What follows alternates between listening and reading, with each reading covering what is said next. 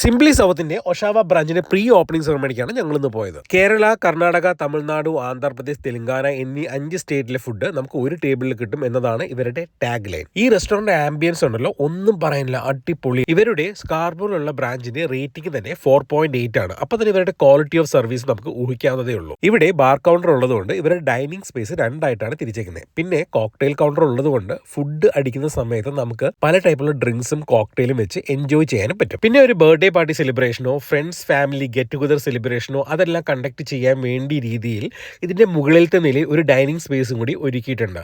അടിപൊളി ആംബിയൻസ് ആയിരുന്നു അവിടെയും. പിന്നെ റെസ്റ്റോറന്റ് കാഴ്ചകളെല്ലാം കണ്ട് തളർന്ന് ഞങ്ങൾ നേരെ ഫുഡ് അടിക്കാൻ കഴിയും. ഫസ്റ്റ് ട്രൈ ചെയ്ത അവരുടെ മട്ടൻ ബോൺ സൂപ്പ് ആയിരുന്നു, അടിപൊളിയായിരുന്നു.